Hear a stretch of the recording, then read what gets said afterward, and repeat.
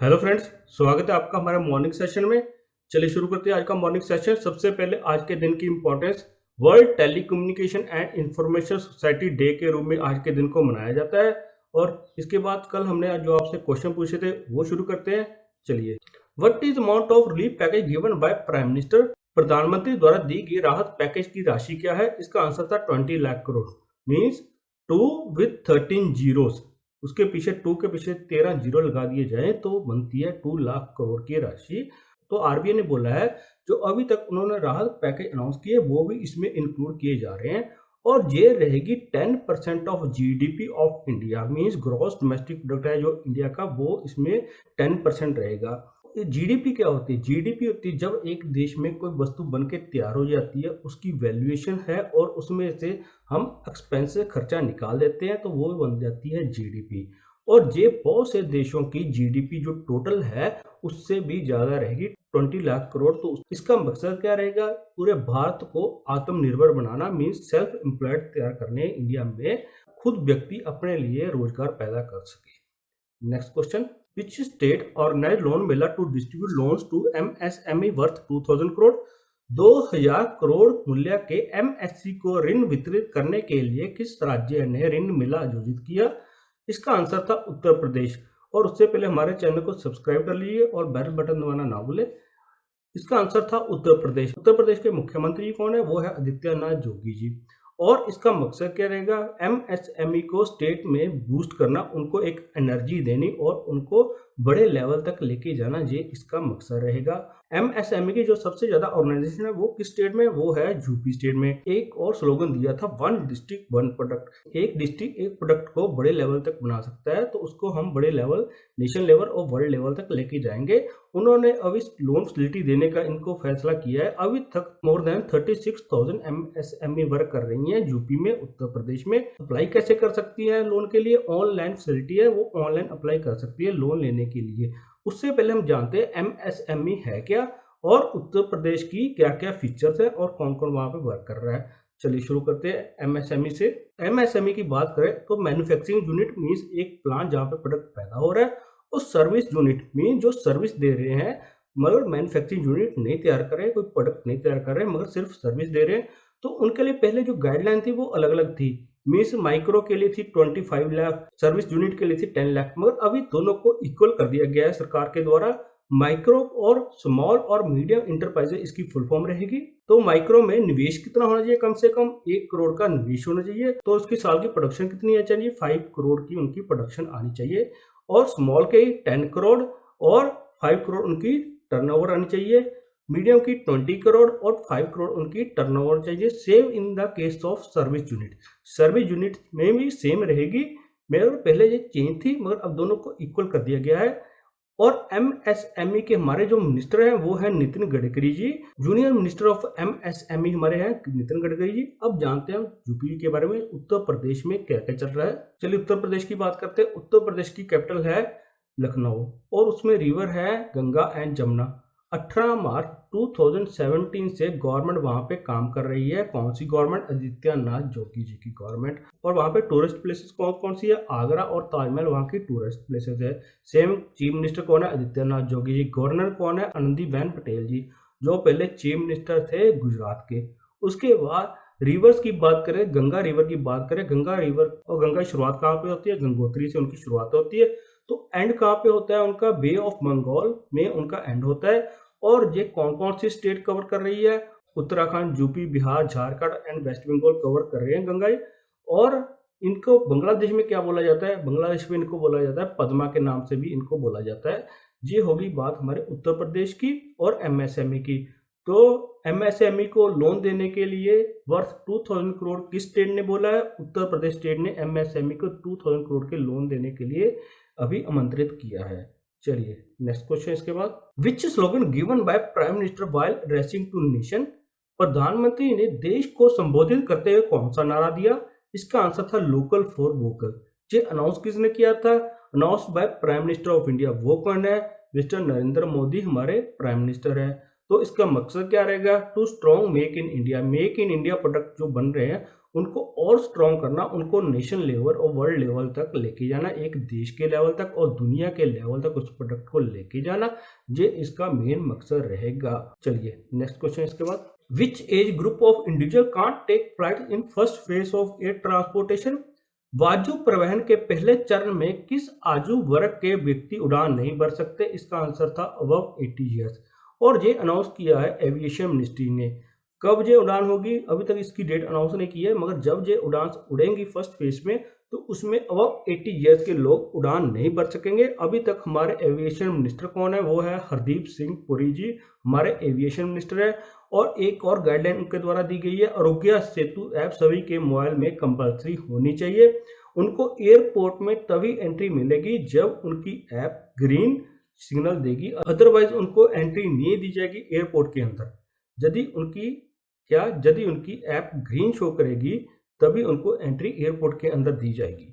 चलिए next question इसके बाद, which mutual fund company will refund money of investors? कौन सी म्यूचुअल फंड कंपनी निवेशकों का पैसा वापस करेगी? इसका आंसर था Franklin template mutual fund company investors का पैसा वापस करेगी। अभी थोड़े दिन पहले क्या हुआ था, 6 म्यूचुअल फंड कंपनी ने बंद कर दिए थे। उसके बाद 3 लाख इन्वेस्टर्स हैं, उनका पैसा स्ट्रक हो गया था, फंस गया था मार्केट में। 26,000 करोड़ का पैसा उनका फंस गया था। तो उनको गाइडलाइन अभी दी गई है, इंस्ट्रक्शन दी गई है सेबी के द्वारा, जिसकी फुल फॉर्म है security exchange board of India. तो उन्होंने बोला है आप इन्वेस्टर का पैसा वापस कीजिए जल्दी से जल्दी। उसके बाद फ्रैंकलिन टेम्पलेट ने ये एक्शन लेते हुए सभी का पैसा वापस करने के लिए निर्देश दिए हैं। उन्होंने इनको जो उनके इन्वेस्टर्स हैं उनके लिए एक पोर्टल लॉन्च किया ई वोटिंग प्रोसेस का। उनमें उन्होंने मांगा है पैन नंबर, मीन्स उनका पैन नंबर क्या है, फोलियो नंबर और अकाउंट नंबर उनका क्या है। उसके बाद ईमेल आईडी, जिन्होंने अभी तक अपनी ईमेल आईडी नहीं दी है उन्होंने वो सभी डिटेल उसमें फिल करनी है। उसके बाद कंपनी प्रोसेस करेगी उनके सभी के रिफंड अमाउंट, जो भी उनका पैसा अभी तक मार्केट में फंसा हुआ है, फ्रैंकलिन टेम्पलेट में फंसा हुआ है, वो पैसा उनको वापस किया जाएगा फ्रैंकलिन टेम्पलेट के द्वारा। Next question, which city introduce 5 colour coding for E passes? किस शहर ने ई पास के लिए 5 कलर कोडिंग की शुरुआत की? इसका आंसर था मेरठ। मेरठ ने 5 कलर कोडिंग की शुरुआत की है टू कंट्रोल सिचुएशन ऑफ कोविड-19 क्राइसिस। तो इसका आंसर था मेरठ ने शुरू की है। मेरठ है कहाँ पे? मेरठ है उत्तर प्रदेश की एक सिटी है मेरठ। और मेरठ में पहले हम जानते हैं वहाँ के सीएम कौन है। वहाँ के सीएम है आदित्यनाथ जोगी जी। सिचुएशन को कंट्रोल करना, जो व्यक्ति ऐसे ही बाहर मार्केट में घूम रहे हैं जानना ये कौन सा व्यक्ति है और कहाँ के लिए गया है। तो इस सभी का मकसद रहेगा 5 कलर की कोडिंग को लॉन्च करना। 5 कलर की कोडिंग कौन सी है? व्हाइट कलर है गवर्नमेंट एम्प्लॉय के लिए, ब्लू कलर है मेडिकल स्टाफ के लिए, पीला कलर है कम्युनिटी किचन के लिए, मीन्स जो एक जगह से दूसरी जगह खाना लेके जा रहे हैं, गरीबों को, अदर पर्सन को खाना दे रहे हैं। और हरा और ग्रीन रंग किसके लिए रहेगा? ग्रोसरी मिल्क, जो एक जगह से प्रोडक्ट उठा के दूसरी जगह होम डिलीवरी कर रहे हैं उनके लिए कलर रहेगा ग्रीन। और रेड कलर रहेगा इंडस्ट्री के लिए, जो व्यक्ति काम पे जा रहे हैं उनके लिए रेड कलर रहेगा। चलिए इसके बाद हम चलते हैं नेक्स्ट क्वेश्चन पे अपने। हमारे चैनल को जल्दी से जल्दी सब्सक्राइब कर दीजिए और बेल बटन दबाना ना भूलें। यदि अच्छा लगा तो प्लीज़ शेयर कर दीजिए इसको। What is new date of Vivad se विश्वास? विवाद से विश्वास की नई तारीख क्या है? इसका आंसर था 31 दिसंबर 2020 इसकी लास्ट डेट रहेगी। विवाद से विश्वास क्या होता है? जब एक टैक्स पेयर और आईटी डिपार्टमेंट के बीच में, इनकम टैक्स डिपार्टमेंट के बीच में एक डिस्प्यूट होता है, तो उसके लिए एक रेजोल्यूशन लेके आए थे विवाद से विश्वास। आप हमें और टैक्स पेयर को बोला था आप विदाउट इंटरेस्ट और विदाउट पेनल्टी आप हमें अपना टैक्स दीजिए और हम उस पर कोई पेनल्टी नहीं लेंगे, कोई इंटरेस्ट नहीं लेंगे। तो इसकी पहले डेट थी, सबसे पहले 31 मार्च इसकी लास्ट डेट रखी गई थी। और तब इसको 3 मंथ के लिए कोविड-19 के क्राइसिस के कारण इसको एक्सटेंड कर लिया गया था। 30 जून तक इसको 30 जून तक इसको एक्सटेंड कर दिया गया था। और इसको इफेक्टिव किया था 17 मार्च से, 17 मार्च से इसको इफेक्टिव किया गया था। इसलिए जो टैक्स पेयर थे उनके पास टाइम बहुत कम था, समय बहुत कम था, तो उन्होंने बोला था इसको एक्सटेंड किया जाए। मगर अभी कोविड-19 के क्राइसिस के कारण इसको एक्सटेंड कर दिया गया था और 31 मार्च के बाद इसको 3 महीने के लिए एक्सटेंड किया गया। और अब इसको 6 मंथ के लिए, 6 महीनों के लिए एक्सटेंड कर दिया गया for settlement of dispute between income tax department and tax payer और इनकम टैक्स डिपार्टमेंट के बीच में जो डिस्प्यूट चल रहे हैं, तो उस सॉल्व करने के लिए उन्होंने उनको और 6 मंथ का टाइम दिया। तो टोटल ये टाइम कितने का हो गया? 9 मंथ का ये टाइम हो गया। तो इसमें कोई पेनल्टी नहीं देनी उन्होंने, कोई इंटरेस्ट नहीं देना, सीधे जाके अपना टैक्स सबमिट करना है। तो ये क्या हो गया, विवाद से विश्वास हो गई है। एक स्कीम फाइनेंस मिनिस्टर द्वारा लॉन्च की गई थी 17 मार्च 2020 को। चलिए नेक्स्ट क्वेश्चन इसके बाद, what is new date to file ITR? ITR file करने की नई तारीख क्या है? 30 नवंबर 2020 इसकी लास्ट डेट अभी रखी गई है। और पहले क्या होती थी ये डेट, 31 अगस्त और 31 जुलाई पहले होती थी, मगर अब इसको एक्सटेंड कर दिया गया है। कोविड-19 के क्राइसिस के कारण, कोविड-19 की मुसीबत के कारण इसको एक्सटेंड कर दिया गया है। अभी इसको एक्सटेंड किया है 30 नवंबर 2020 के बीच में। उससे पहले हम जानते हैं आईटीआर की फुल फॉर्म क्या है। आईटीआर की फुल फॉर्म है इनकम टैक्स रिटर्न, आईटीआर की फुल फॉर्म है। और उन्होंने एक और एक्शन लेते हुए टीडीएस और टीसीएस की रेट को 25% तक कम कर दिया गया है। इससे पहले हम जानते हैं टीडीएस की फुल फॉर्म क्या है, टैक्स डिडक्टेड एट सोर्स की फुल फॉर्म है। और टीसीएस की फुल फॉर्म क्या है, टैक्स कलेक्टेड एट सोर्स, इसकी फुल फॉर्म है। और टीडीएस और टीसीएस होता क्या है, पहले हम दोनों की डेफिनेशन जानते हैं। और जब एक व्यक्ति कहीं पे काम करता है और वो खुद टैक्स पे करता है या फिर उसके आधार पे कोई और टैक्स पे करता है, तो टीडीएस के अंडर आता है। जब हम कोई इमूवेबल प्रॉपर्टी लेते हैं, कोई वस्तु लेते हैं, तो उसके लिए हम टैक्स पे करते हैं, वो टीडीएस के अंडर आता है। तो टीसीएस क्या होता है, चलिए एक एग्जांपल के साथ समझते हैं। मैंने एक प्रोडक्ट लिया 10 रुपीज का, 10 रुपए का मैंने एक प्रोडक्ट लिया, तो उसमें से 2 रुपए था टैक्स। कॉस्ट क्या थी, 8 रुपीज प्लस 2 रुपीज टैक्स। तो वो जो 2 रुपए मैंने टैक्स दिए हैं दुकानदार को, शॉपकीपर को, तो वो चले गए दुकानदार के अकाउंट में। अभी दुकानदार ने वो पैसा इकट्ठा कर लिया सभी से, तो वो पैसा उसे इकट्ठा करने के बाद वो पैसा पूरा जाके जमा करवाना है टैक्स डिपार्टमेंट को। तो उसने जो टैक्स इकट्ठा किया होता है तो उसको जमा करवाना है, वो होता है TCS, tax collected at source. ये होगी बात आईटीआर फाइल करने की। उसकी लास्ट डेट क्या है, 30 नवंबर 2020 इसकी लास्ट डेट रहेगी। चलिए इसके बाद हम next, who will donate 30% of his salary for 1 year? एक साल के लिए अपने वेतन का 30% कौन दान करेंगे? इसका आंसर था प्रेसिडेंट।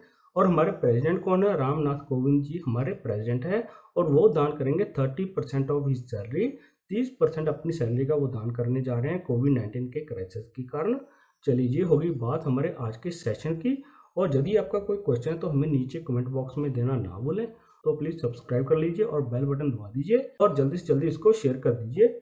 इसके साथ आप सबका धन्यवाद। Thank you.